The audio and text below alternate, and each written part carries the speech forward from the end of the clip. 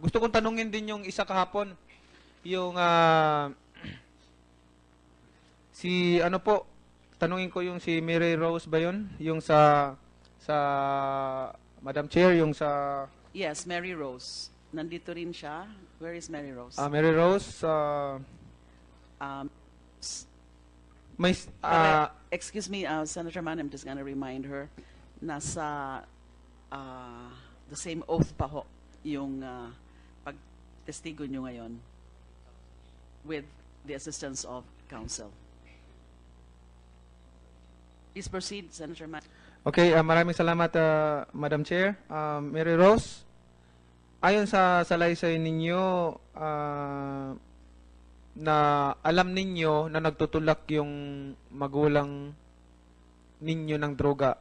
Tama po ba ito? Opo. Pagilapit lang po ng mic sa... Opo. At nung nalaman nyo, ilan po ba kayo magkakapatid? 5 po. 5. Nung nalaman nyo na nagtutulak ng droga ang magulang ninyo, alam po ba ng mga kapatid nyo ito? Opo. Alam ng mga kapatid ninyo? Opo. Ilang taon na po ba yung mga kapatid ninyo? Yung sumunod po sa akin, nasa 20 na po. Tapos yung pangatlo, 18. 18. Opo, tapos yung isa po, yung pang-apat, 13. Tapos yung bunso, 7 taon. So, alam na nila yung pinagbabawal na gamot. Alam nila yung droga. Hindi po nila alam, pero alam po nila nagbebenta sila papa nun. Okay. Nung nalaman mo na nagbibinta ng droga ang mga magulang mo, hindi mo ba sinabihan na yan ay bawal? Sinabihan ko po na mabawal yan, kaso gusto na po nilang kumalas dun sa pagbebenta na yan. Sinabihan po kami ni mama na hindi madaling kumalas kasi pag kumalas daw po sila, papatayin sila kasi marami silang alam. Okay, for the record, Madam Chair, tama po ba na sinabi nyo na nangyari ito bago ang Duterte administration? Opo. Tama po ba? Opo. Okay.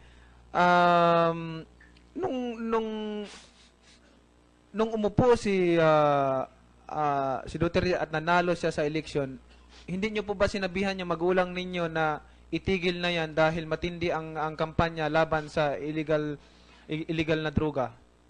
Titigil na nga po sila nun, last na nga po yun. Hindi na nga po.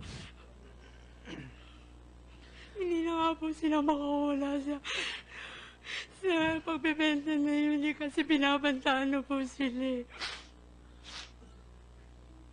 Na pag kumalas po sila sa grupo, baka daw po ikanta nila yung mga pulis na yun. Mary Rose, alam ba ng mga pulis na alam ng mga kapatid mo rin na magulang mo ay alam nila na ang mga magulang mo ay nagbibinta ng droga? Ano po? Alam ba ng mga pulis na alam din ng mga kapatid mo yung mga transaksyon nila? Hindi po. Hindi Senator nila. Manny, that should be your last question. Yeah, Your time is up. Malapit na Thank po. you. Mga dalawang tanong na lang po. Okay. Gusto ko pong linawin na yung tatay mo at yung mami mo wala bang sinabi sa iyo bago sila umalis ng bahay? Meron po.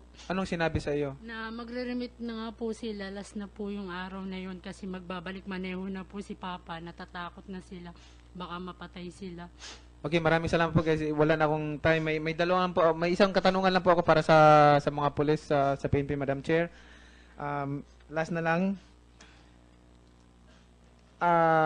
To our active na Chief PNP, General De La Rosa, doon sa mga tinatawag natin ng mga surrendere nung in-announce yung mga pangalan nila, libo-libo yun, libo-libo, ang dami, thousands na mga surrendere. Yung iba, kung hindi pa pinangalanan yung mga pangalan, ay hindi mag-surrender. Hindi mag-surrender kung hindi i-announce sa TV, i-broadcast sa TV yung mga pangalan nila. Ang tagal pa nila nag-surrender. So, ang tanong ko lang, may kaso na po ba sila? Nakasuhan po ba sila? Yung iba, Your Honor, yung ating case build up against them are still ongoing. Yung iba naman ay nakasuhan na po. Like yung isang drug lord na nag-surrender from yung number 2 from Cebu, yung si Fran Sabalones, at yung mayor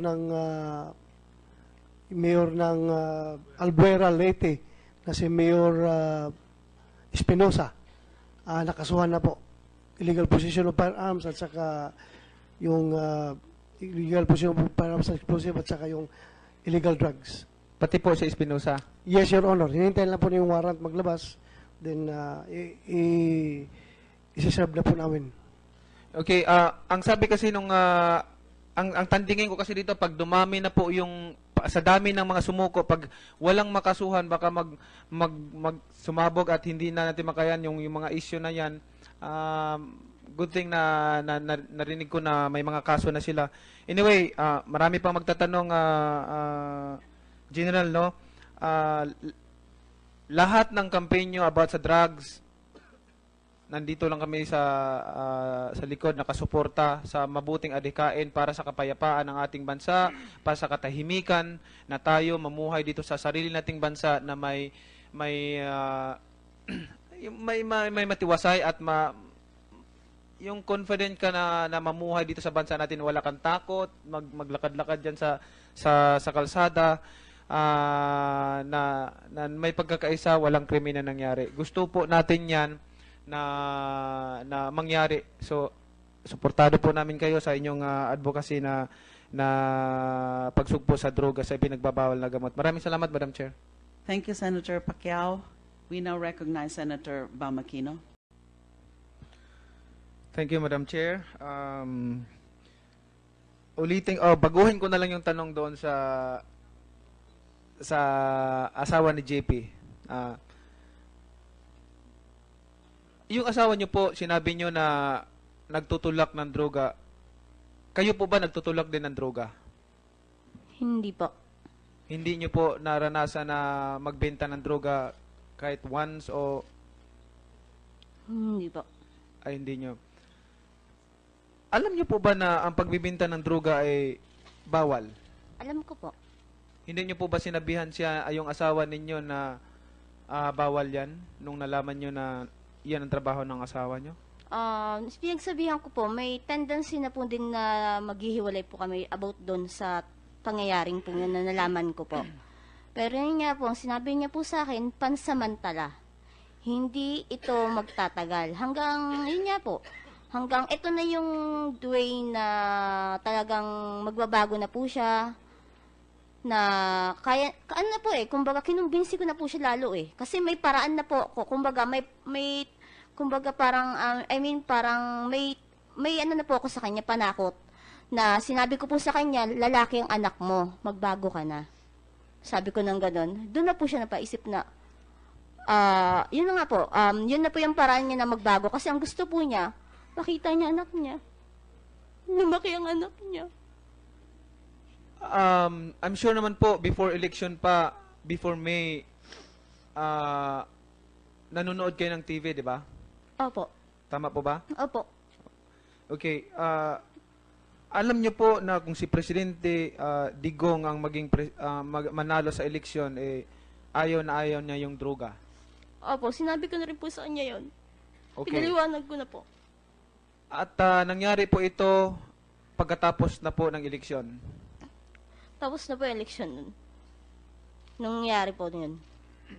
At may bagong halal na Pangulo. Opo. Tama po ba? Opo. Okay.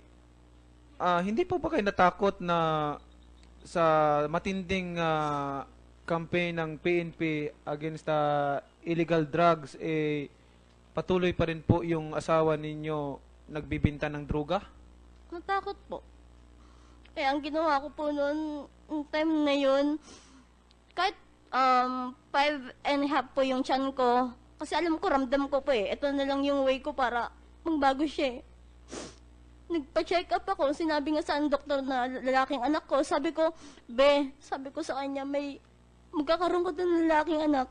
Sabi ko, kailangan mo na magbago para makita mo siya paglaki. Kasi ayoko lumaki yung mga anak mo na malalaman nila na ganyan ang trabaho mo, lalo yung isang babae ko po. Okay, anyway, may kaso naman yan. Ongoing naman yung kaso. Sabi nga nung dalawang pulis na nandito, sa salaysay nila,